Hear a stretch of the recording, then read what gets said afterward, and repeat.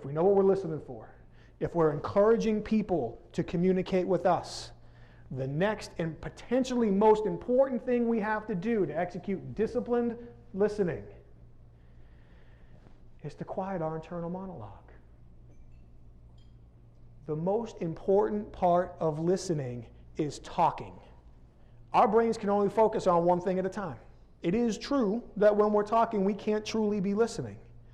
But what so often gets overlooked is the conversation that has the single biggest negative impact on our ability to truly gather strategic intelligence isn't our external conversation, it's our internal conversation.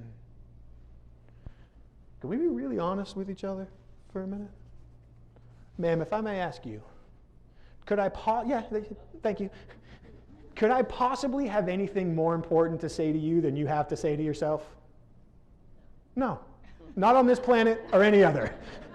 And it's the same for all of us. If you were talking to yourself and somebody else is talking to you, you win every single time. You are going to listen to what you're saying. You're not going to listen to what they're saying. It's how it works.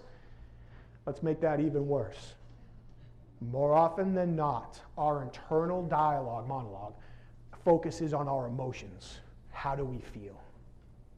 And our emotions are often generated on how we perceive somebody is interacting with us based on expectations and experiences we set before this conversation even started.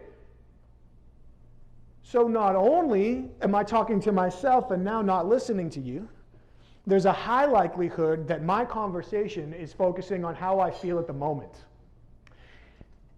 Generally speaking, as human beings, we are conditioned to listen for opportunities to defend what we already think and feel. We are not conditioned to listen for opportunities to learn and gain extra value.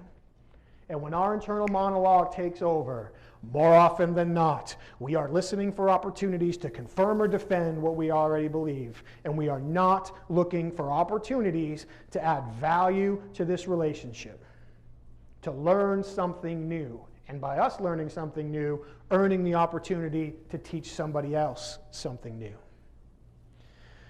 So not only do we have the distraction there, often our mind's eye, the setting for what we go out and look and listen for, is set by our internal dialogue. And like most things in life, if we set that mind's eye low enough, we're closing the opportunity to gather new information.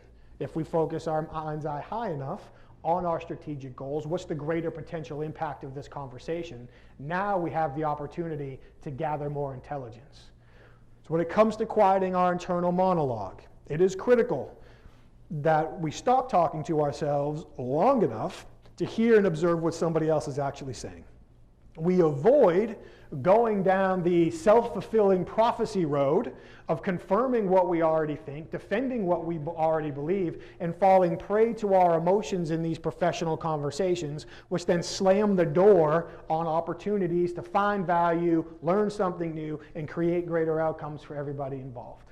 Again, it's also important that we set our mind's eye in the right direction.